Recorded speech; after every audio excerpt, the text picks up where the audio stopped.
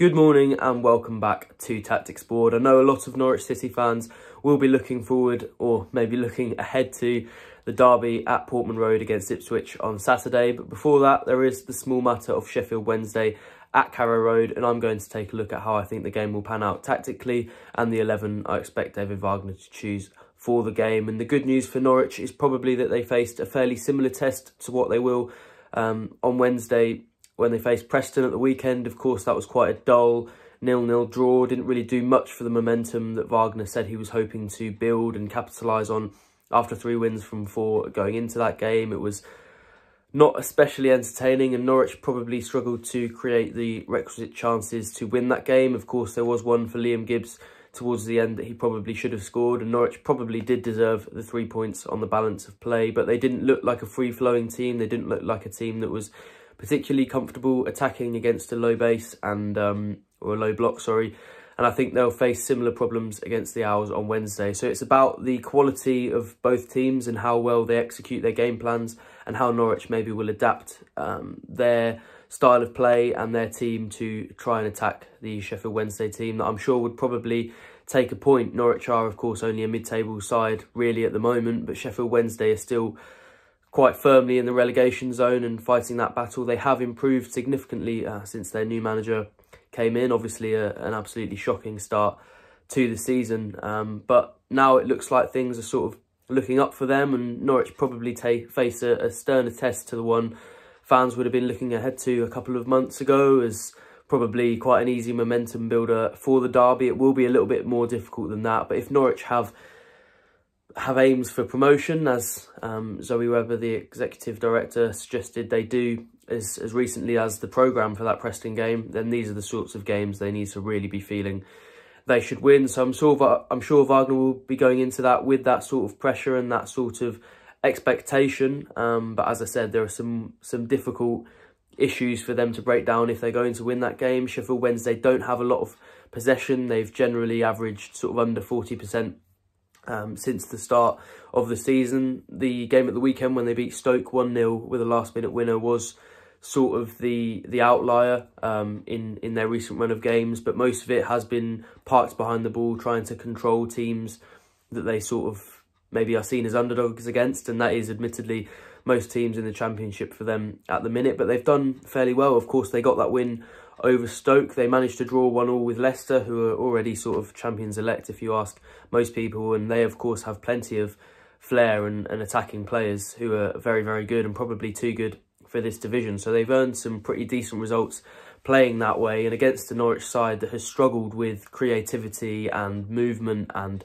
patterns of play on the ball, you'd suggest they probably have a decent chance of coming away with a point at least, if not 3. So there are some challenges for David Wagner to wrestle with. There are probably some key players going into it, and you know the roles that they play depend on whether they're included in the lineup. So you'll find out a bit later on whether I think they will be in there. But you look at the likes of Marcelino Nunez, Gabriel Sara, even the wingers, if Ono Hernandez is featured, and probably Jonathan Rowe will be, then some of those players need to step up with the individual moments, because unfortunately I doubt that Norwich have the tactical quality and the attacking plans really to go and make a difference and pass through a team very well. That chance for Gibbs actually was probably the only time they really did it against Preston, but they opened them up really, really well. It's just a case of producing that consistently. You look at the Daniel Farke teams that consistently face these teams that would sit back and try and invite the pressure on and then counter, and they were just so fluid and so good at doing that and so well drilled, so well coached,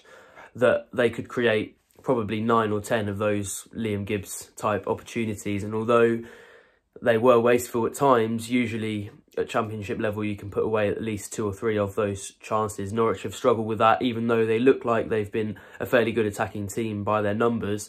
They're probably, you know, one of the better teams in the Championship outside the playoffs at doing that. That's not usually up against a low block. So the tactical approach to beat Norwich is probably fairly obvious, you'd suggest, and Sheffield Wednesday have been attempting that style of play for the last few weeks and months, so that would suggest they might have a decent chance at coming to Carrow Road and getting something. But after all that negativity, I'll waste no more time in showing you the 11 that I think David Wagner will pick for the game.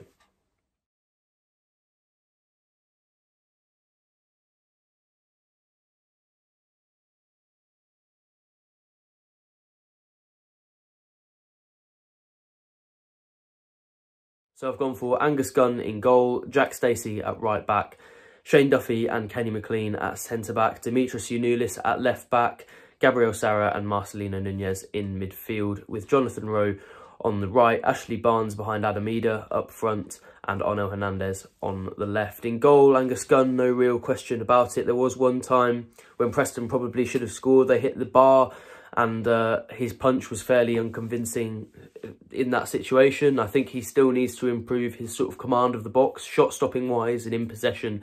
He's very, very good for this level, but that is the one area missing from his game, really, is that presence. And for as much criticism as Tim Krul got in the Norwich goal, and there were definitely imperfections to his game, and he probably was more prone to individual mistakes and big mistakes leading to goals than Gunn is, he definitely had that command of his area, and you probably felt a little bit more secure with crosses coming into the box, with pressure coming onto Norwich, that Krul would be able to deal with that. Gunn, I still think, has to improve on that a little bit, and you've seen from the last couple of games that his unconvincing clearances have led to clear opportunities. That was where Bristol's goal came from in that 2-1 win, obviously the weekend before that Preston game. So I think that's an area he still needs to improve on, but still a very, very good goalkeeper for this level, and I think he'll start on Wednesday.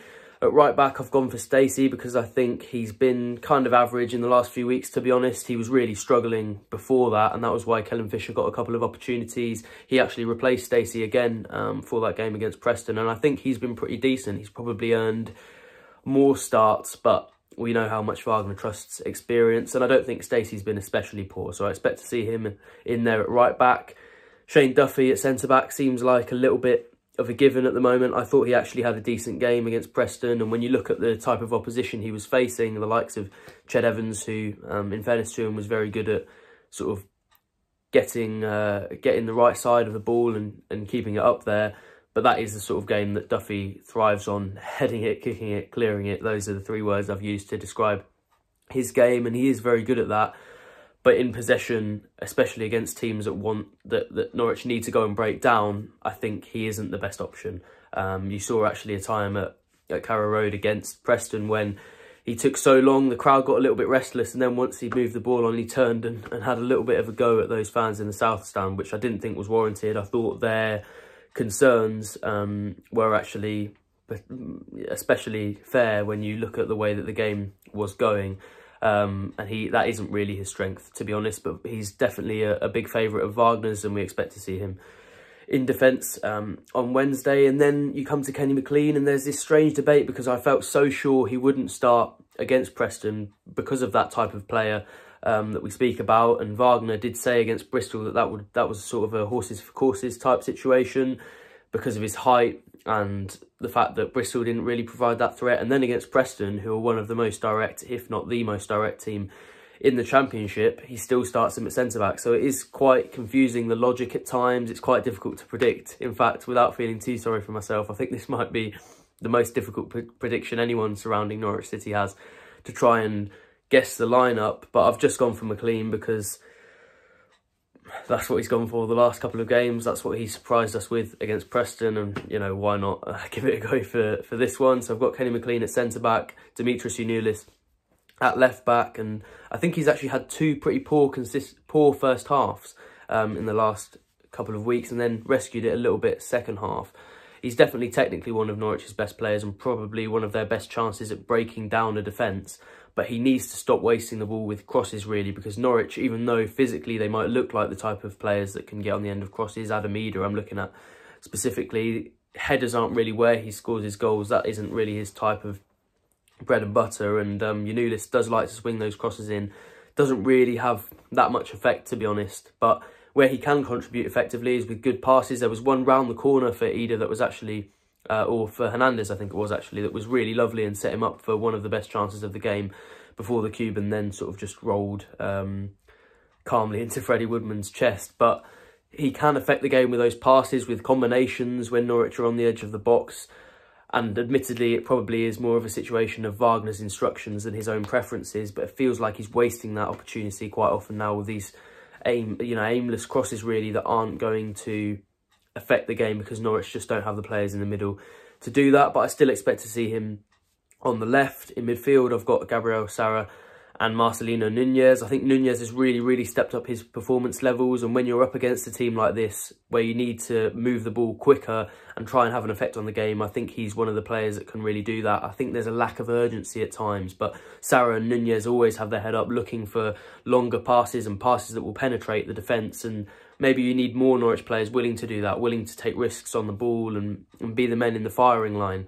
But there aren't too many who are willing to do that. So hopefully that midfield can contribute that. They're definitely going to be key players if Norwich are to try and break down this Sheffield Wednesday defence. And just looking at the way that these games have panned out in the last couple of weeks, it would be very harsh to drop either of them. And, you know, we know how important Sarra is to the team. Hasn't been dropped yet. I'd be surprised if he is, to be honest, until the rest of the season, barring suspension or injury. Absolutely vital player, and I think Nunez has earned his place in there as well. On the right, I've gone for Jonathan Rowe. Christian Fastnacht struggled again on Saturday. Really, since his first 4 or 5 games in yellow and green, he hasn't made the impact that fans and club were hoping he would when he was signed for more than £1 million in the summer. And I just struggled to see him justifying keeping his place over Rowe. I do understand the decision to keep him on the bench for that Preston game a little bit. I was actually speaking to one of my journalistic colleagues before the game, and he highlighted that having Rowe coming off the bench with sort of half an hour left might suit him really well, because often you see him have a fantastic first half and then he tires by the sort of 60-minute mark. And I think having him come off the bench is really effective. He'd also just come off a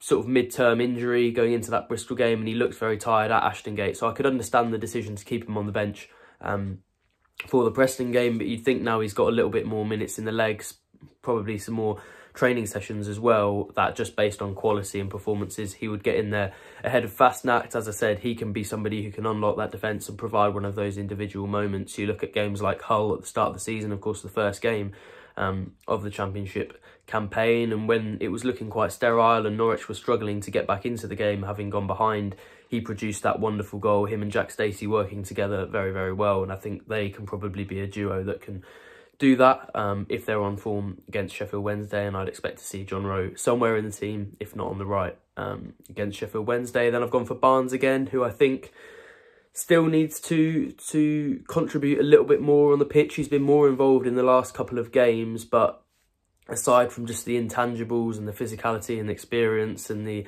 housery, should we call it, he's struggled to really do as much as he could technically, tactically, physically to affect the game, and you'd like to see a bit more of that. But we know how much Wagner appreciates him. I do think the performances against Bristol and Preston have been a slight improvement, if not near the levels that he was reaching at the start of the season. Hopefully him and Ida can sort of develop that partnership, because I thought Ida was good against Preston as well. But I've gone for Ashley Barnes in there just because we know how much Wagner likes him, and it seems very likely that he's in the team.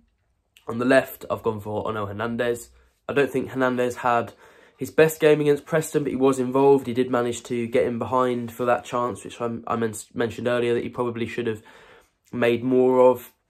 He does look a fairly dangerous player at this level, and I know a lot of people want to see Borja Sainz in that team, but he just doesn't seem to be a player that Wagner trusts. I'm not sure what the reasons are behind that, whether it's his grasp of the English language. Wagner actually referenced that when talking about Nunez in a recent press conference. But yeah, he just doesn't seem a player that Wagner favours or fancies at the moment. He's only really giving him sort of 20 minutes max off the bench at the moment, so I probably won't bet on him to start on the left wing until he actually does, to be honest. And I'll just go with Ono Hernandez, who has been a Wagner favourite. I think he's been okay, very good actually against Bristol, to give him his due. Against Preston, probably a sort of 5-6 out of 10. But you know, you look at how much Wagner seems to like him in that setup, and you suggest that probably is enough to keep his place in the team. Up front, I've gone for Ida. I already mentioned when we were talking about Barnes that I thought he was really good against Preston, or not really good, but he was fairly decent against Preston. Without much service, he seemed to get himself involved, held the ball up well, developed Norwich attacks, and didn't really have the chances to make it count. But he is still Norwich's, I think, top goal scorer at the moment, and or at least up there, and the player that you'd probably want a chance to fall to if it did at the moment. He's a player in good form. I thought he made real strides towards showing that he can be effective from the start on Saturday against Preston.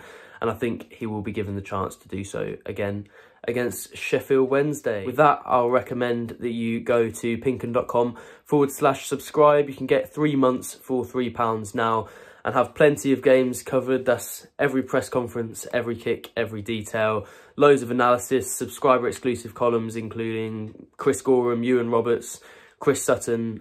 You get some weekly Q&As with our Pinkun team if you're a subscriber, and there's just plenty of great content there. And for such a cheap price going into Derby Day, why not give it a try? So pinkun.com/subscribe is the place to go. We'll have every kick covered from Carrow Road, and we'll see you there. Thank you for joining me on Tactics Board, and I'll see you for the East Anglian Derby.